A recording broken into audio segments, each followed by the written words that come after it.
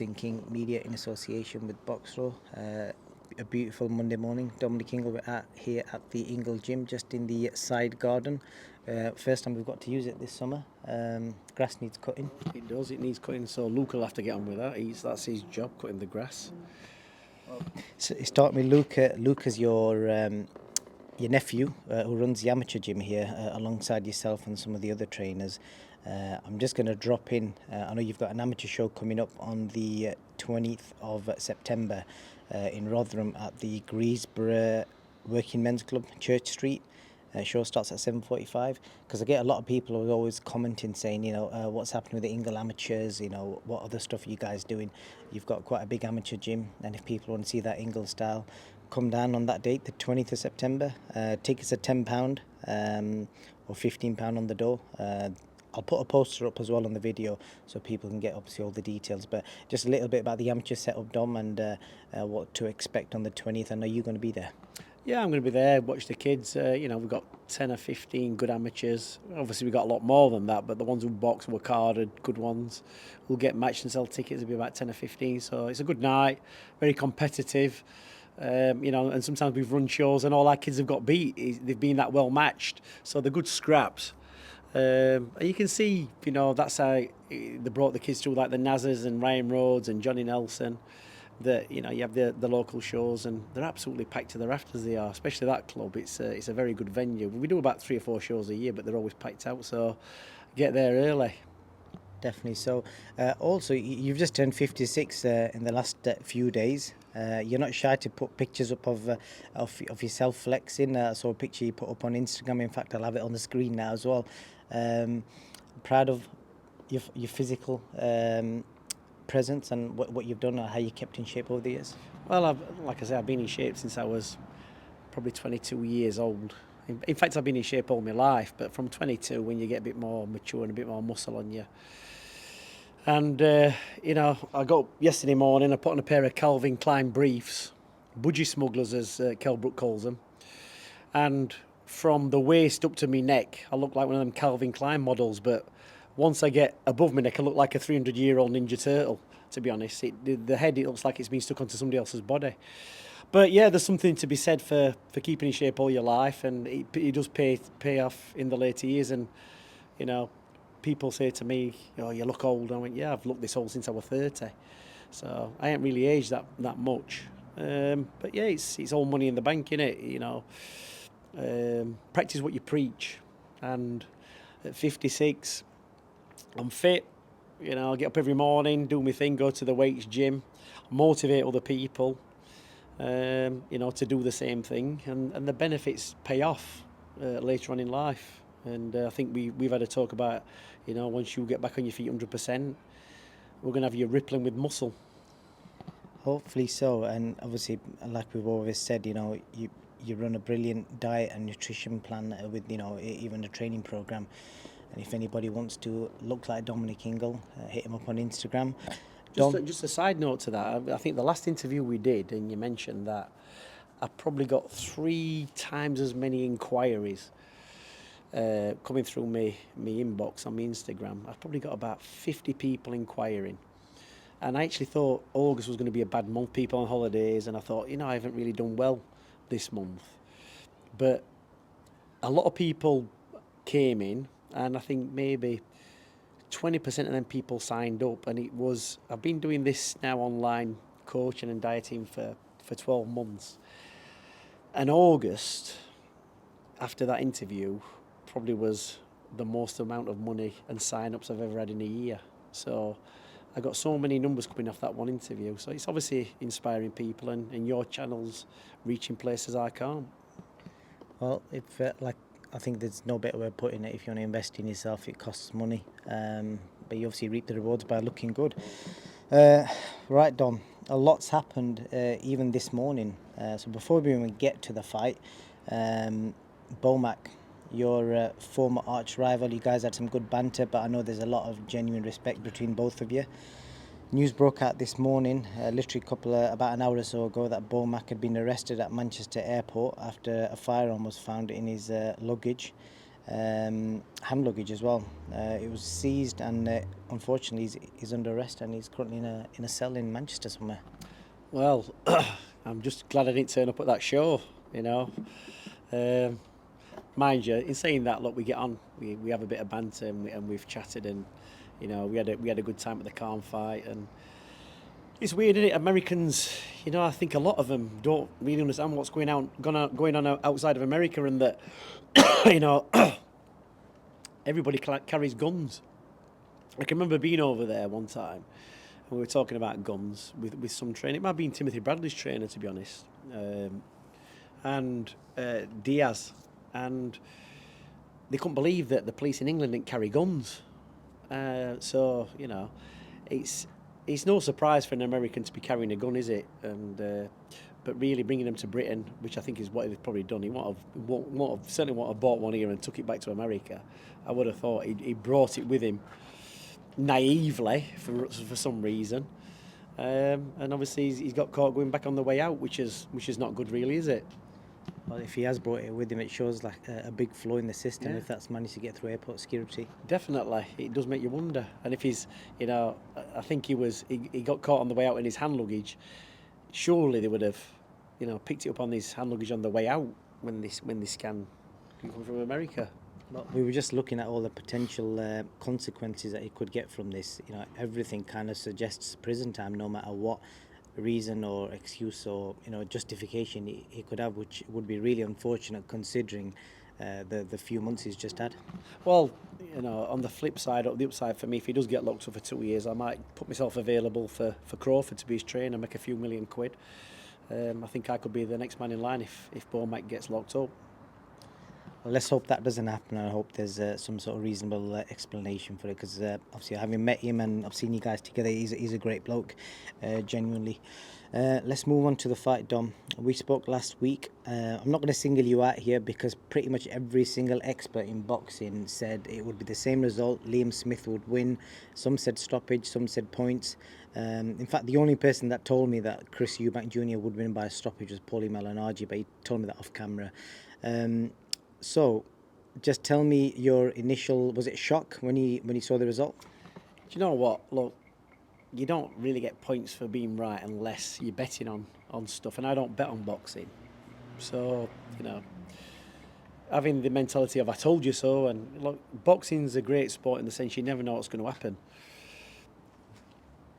But if we go back to the first fight, I was surprised there when I heard the result that Liam Smith had actually won, because a lot of people was of the opinion for that fight that Eubanks would win the fight, being the bigger guy, you know, just how he was, being a bit younger than Liam Smith.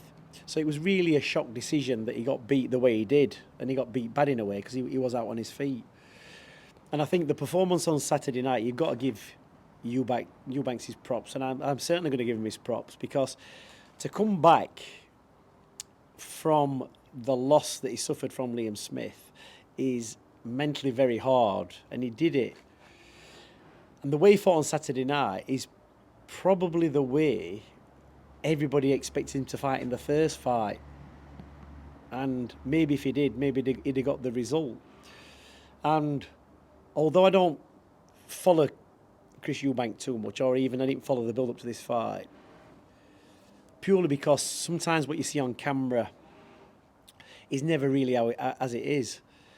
So when he went out and did what he did with Liam Smith in this fight, he took him straight to Liam Smith. He jumped on him, so to speak, never gave him a moment. And I think from the knockdown, was it the second round? Yeah. Second round, he never kind of regained his composure, Liam Smith. So it was a shock the first fight that Eubank got beat the way he did, and it was a shock the second fight that Eubank went out and did what he was supposed to do. So, you know, you got to give him credit for that. You know, Liam never seemed to be in the fight. And for me, he kind of went back to the way he used to fight before he got involved with Roy Jones. And I'll just go back to a story or a little anecdote that a few years ago, I went to the Institute of Sport, English Institute of Sport in Sheffield, and Cole Frotch used to train there with Robert McCracken, and I can't remember what fight it was, but Cole Frotch was sparring a guy, and he was a really good spar. They were stood in the middle of the ring trading blows and letting the bombs go, and I didn't actually realise who he was sparring with. And then, at the end of the spar, when the guy took his head guard off, it was actually Chris Eubank Jr. And I thought, wow, that's Chris Eubank Jr., relatively a novice pro at the time, because it's a few good years back. And Cole was at the top of his game. And, he was giving Cole all the problems he wanted. And obviously Cole was making weight and doing his heavy training, so you can never take too much away from sparring. I thought, you know what, he's acquitted himself quite well there in that spar, considering who he's up against. And it reminded me, the fight on Saturday night with Liam Smith reminded me a lot of that particular Chris Eubank who sparred Cole Frotch that day. So, I think when he first boxed Liam Smith, and he had that jab and move and tip tap, it was probably just the wrong tactic. He gave Liam too much confidence and left himself open. So, he's readjusted, and he had to do a lot of readjusting. He's come back and he's turned the decision around. I think one of the highest viewed interviews we've done, in fact it's the highest viewed interview we've done, which was straight after the first fight. It did like 180 odd thousand views. I think in that interview you said Chris Eubank Jr. is finished. I think you also said that he'll never be able to recover from that. And obviously the last week, you said it's a massive mental block. So considering all them, opinions that you've had about him in the last, say, 6 months or so, how much respect have you gained for him, considering what he's managed to do, turning around that result? I don't think I've not ever had respect for him in that sense, because anybody who gets into the ring has a fight, you've got to respect him. I think that, I'm not the be-all and end-all of boxing commentary. It's just my opinion, and it's not always right. In fact, it might be 50% right. And I don't, base myself on being a fantastic boxing analyst. And you're wrong, fair play, I'm wrong. He's turned himself around. In that position where he is, you have to do a lot of soul searching. See, when he got beat in that fight, he didn't make any excuses up. There were probably things going off wrong in that camp. He probably got into that fight and he maybe wasn't 100%, because everybody expected him to win that fight, including me. So he's had a leveler. He's had a bit of humiliation. He's had a bit of, realising where he is. And there's two ways you can go from that. You can either fall to pieces or you can readjust.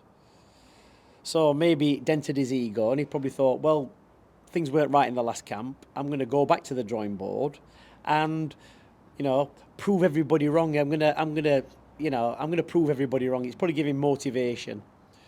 Liam Smith, on the other hand, won a fight, and I liken it to Liverpool winning the league or the Championship League or whatever it is, and the FA Cup and the European Cup, all in one season, and going back to Liverpool and having a hero's welcome. Well, Liam Smith beating Eubank, that's what it'll have been like for him. It's like the best fight he's ever won. Now, when I hear him going up 3 stones overweight and saying it's a back injury and he had to get the 3 stone off, just because you can't train doesn't mean you should put weight on. And look, this is just my opinion. It might be totally off the mark. And this is not taking anything away from Chris Eubank. You learn more in defeat than you do in victory. And Eubank learned that he wasn't invincible and he had to readjust, and he did do that. I would imagine that Liam went home to a hero's welcome. He's lived the life for a couple of months. He's beat the man who everybody dislikes. And then he's had to face the reality, I've got to fight him again.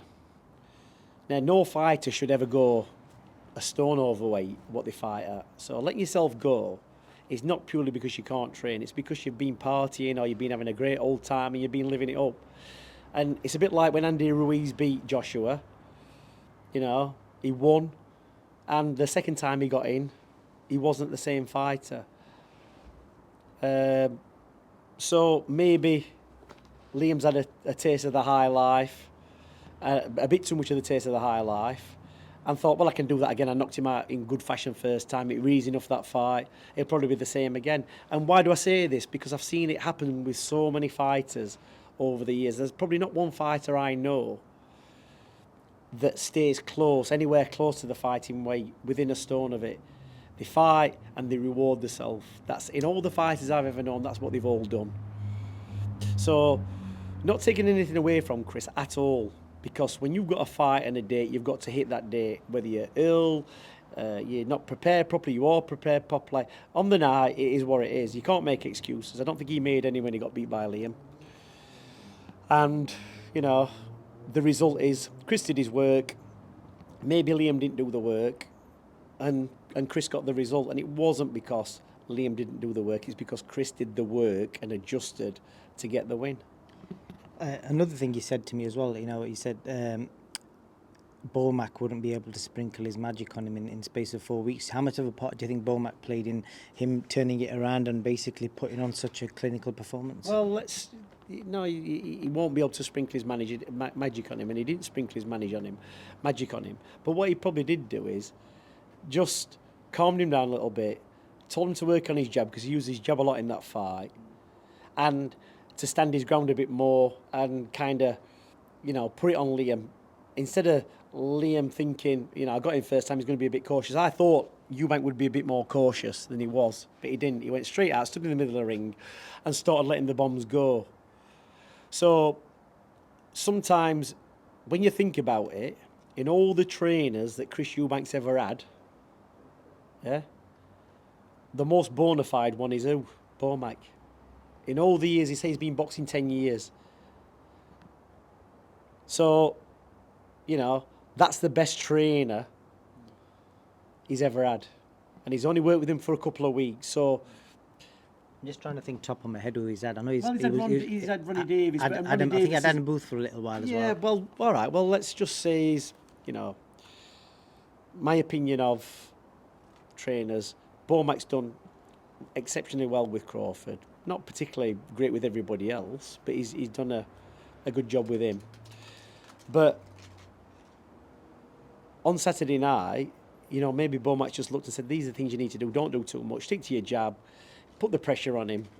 Be more aggressive. Be more like yourself. Because he did remind me of a Eubanks I saw fighting a few years ago when he was being more successful. He's coming through. So sometimes it's just advice. And maybe we'll see from the next fight, because he's talking about fighting Golovkin next, which I think would be a great fight. I'm going to come on to the next fight. Last question on the show. Conor Benn was ringside. It was probably the biggest star cast I've ever seen for a boxing event. If I just chuck some names out there, you know, you had the entire light heavyweight division from the UK, like Callum Smith, Buatsi, Aziz, Lyndon Arthur. You had Kell Brook there, Amir Khan, Paulie Malignaggi, we've just mentioned. Conor Benn was there as well. At Chisora, there was loads of boxers there. I've never seen so many boxers at an oops, camera's flying off in the wind. I've never seen so many boxers at an event. Conor Benn, we spoke to him post-fight, and he said he wasn't impressed. Do you think that's just Conor just trying to wind him up? Well, maybe he wasn't, but you know, it's not. That's his take on it. Maybe that's just creating interest for more of a grudge and everything else because of what's happened in the past, and they didn't get to have the fight. And I suppose, you know, Conor would jump at the chance to fight Eubank, but Eubank's put himself back in the driving seat again. That's what he's done. So he can kind of call the shots, can't he? He's, you know, he can probably call out any opponent, and it's going to be a fight because it did the numbers. It was a good fight, and it created a massive interest. And he's probably the fight that Sky actually needed because they've not been putting fantastic fights out of late. So, you know, I suppose Chris can have his choice, and I believe he called out Kell, Brook, Golovkin, Conor Benn. But I think a really good fight, bearing in mind that Golovkin hasn't fought for probably about a year since he got beat by Canelo, it would make sense because if there's ever a time that Golovkin's going to get beat, it's probably going to be now, you know. Well, talking of that, Kell Brook was ringside. I know previously you said the only fights that you're interested in are Conor Benn or Eubanks. What's the reality? Because I can see how this may go now. Because obviously, Chris, from speaking to Callis Almond, is with Wasserman Promotions, but he's free to fight on any network. So the obvious fight will be the Conor Benn fight, but Conor will probably have a warm-up. Kell's still teasing with the idea of coming back, so Kell may have 2 fights on the table. So if you got offered Kell Brook, Chris Eubank Jr., December as a rough date, as a pay-per-view on Sky Sports, more than likely, does that interest you, and would you take it? The thing is, it's not down to me. You know, I'm not going to get offered the fight. The person who get offered the fight is Kell, and I'll just state now that Kell Brook's never going to be ready to fight in December. After having a year and a half out, it'll be nearly 2 years in December since he boxed Khan. You know, January would make it 2 years, and it's miles away from that. So, you know, that's not my decision. And, you know, looking at, I don't even think Kell's going to fight again. Who knows? You know, it's got to be something that really fires him up and really interests him. I think the Conor Benn one does. And I think with Conor Benn being out for such a time, you know, and he's got to have his warm-up and everything else, maybe that's a bigger fight for Kell, I don't know. And that's the fight that I said I think that's the only fight I would be interested in at the time. I wasn't particularly interested in the Eubank one personally. I'm watching Chris in that fight, and I'm not going to, you know, play this one down or make him sound not particularly good.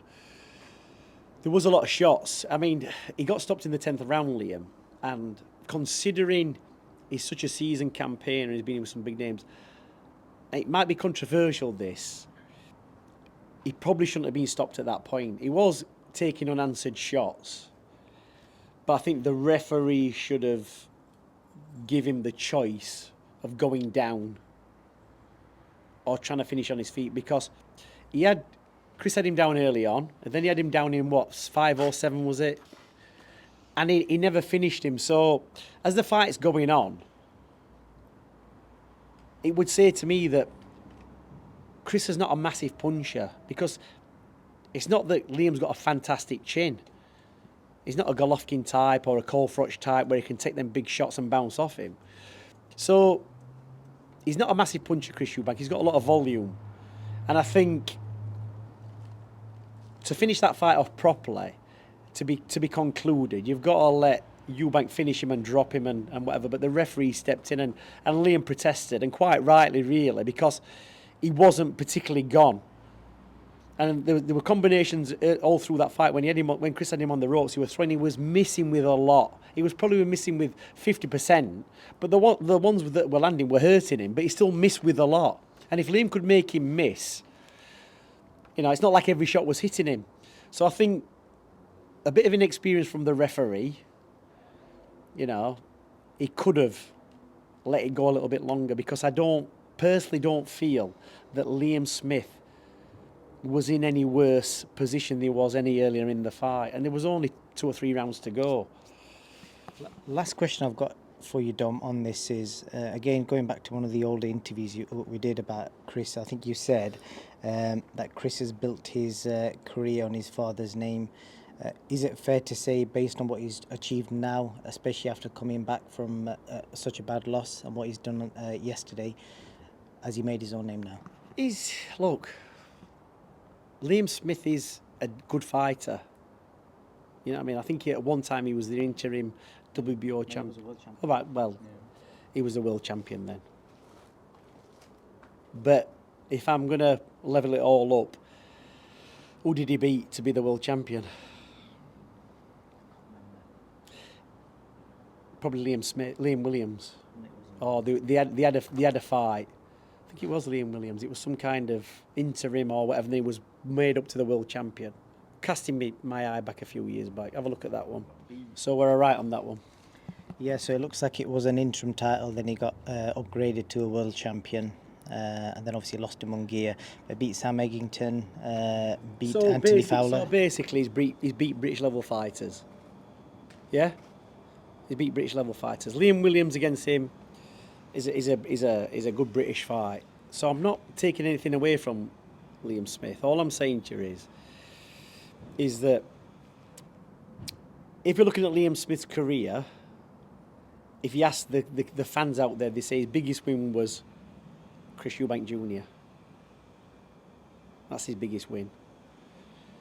So So does that mean Chris has made his own legacy? It's not a legacy, is it? Because Because obviously we've said in the past that he's kind of, you've said that he's built his name on his dad's back. For Chris to make a legacy, he's got to beat somebody outside Britain relay. He boxed Liam Smith.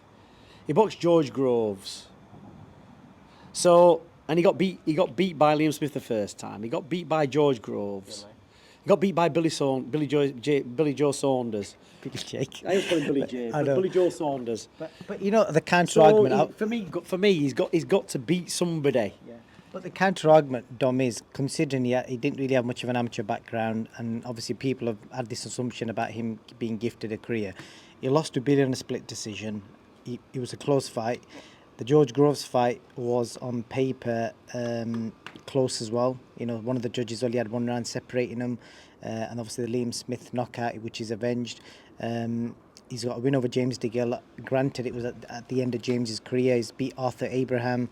There's no world elite level fighters, but surely he's beaten enough fighters considering his experience prior to becoming pro. Grants him that he's had a good career. But if you're going to use the word legacy, you have to talk Floyd Mayweather, Golovkin, Canelo. If you then turn around and use the same word legacy for Chris Eubank Jr., what you're doing there is you're dumbing down the word legacy. I mean, in the sense he's moved away from people saying he's Chris Eubank's son. He's become a pay-per-view fighter as well. Okay then. If we're gonna take his name away from his dad's, has he achieved the same level as his dad, more or less? He's achieved less than his dad. So still he hasn't created his own legacy, because for him to create his own legacy, he's either got to be a Golovkin, a Canelo, a Mayweather, or at least match his dad. And he's not done that. So to get out of his dad's shadow, he's got to supersede his dad, and he hasn't. So he hasn't created his legacy, has he? Interesting thoughts. To see what people say in the comments about that. Last thing I want to speak to you about, Dom, it was an interesting moment on camera at the weekend. I actually managed to pull this together by, it's a funny story behind it, because I told Amir Khan that Kell wanted to speak to him, and I went and whispered to Kell that Amir wanted to speak to him. Neither of them said that, but I managed to get them both together. We got them on camera together. They hugged it out. They obviously gave each other plenty of respect. What did you think when you saw that? Yeah, look, I've met Amir several times. He's a nice kid. Boxing's boxing, and it generates money. And I remember having a conversation with Kell when Amir failed the drug test, and he went, "Oh, that's disgusting." He started ranting. I went, "Kell," I says, "All right, let's say he was taking peds." I says, "What did you notice about his performance? Did he seem to you like he was superhuman?" He went, "No." I said, "Well, that's the effect it had then." I says, and when I explained to Kell, what it was, it's something you can buy off the internet. It was a psalm, and it's something you have to take for maybe a good 26 weeks of the year, and it creates super fitness and strength and everything else. Well, he never got that from Khan. So I said, realistically, it kind of disproves the theory to a certain degree anyway, that some suppose peds don't actually, enhance performance. And I says, and I don't think Amir Khan, looking at him, is the type of kid. He's got a lot of natural ability, and he's been doing it from a young age. It doesn't seem to me that that's the kind of route he'd go. And Kell went, "Well, I suppose so." I says, it's like, there was no chance of him killing you in the ring or doing anything. I said, you had the beating of him, I think you always have. And when I met Amir in Dubai a couple of months ago and had a conversation, I actually told him, he was talking, you're thinking about a rematch and whatever. I went, Amir, I says, no disrespect to you. I says, I've watched you from the amateurs. I says, Kell Brook would always had the beating of you. At whatever stage of your career, I says, it might have been closer when you were younger. I says, but Kell would have been younger. I says, he would have always beat you. Probably not as convincingly as he did when you actually fought. But pick Kell, and I'll say, when he came back to me and won the British title fight against Kevin McIntyre, from that point onwards, you boxing Kell at any given year, from then to when you finish, Kell would have beat you every single time. And I'm not being disrespectful. I just know how Kell is. And I've took kids over to spar with you when you were training for fights, who Kell sparred, and I could measure it that way. And, you know, as good as a boxer you are, he would always have the top side of you. So he took it in good spirit, and you know, and obviously they can laugh and joke about it now. And when he talked about making a comeback, I said, you actually made more money than Kell in that fight. I says, so you might have lost in one sense, but you gained in another. I says, and like I've always stated all the way on your channel, boxing's about making money. You're putting your life and your health at risk. Make sure you finish with something at the end of it to show for what you've done. Definitely so. Beautiful words there for any boxer coming up. We'll leave it on that, Dom. Thank you very much for your time. But before we go, I'll remind everyone, Wednesday, 20th of September, the amateur boxing show, all the Ingle Gym, the next generation of Ingle fighters. You come and get a picture of Dominic Ingle. He'll be signing autographs. Or even call Luke, the gym manager who's running the show. That's it. You'll get to meet Luca Ingle, who's the next generation of Ingle trainers. Thank you very much.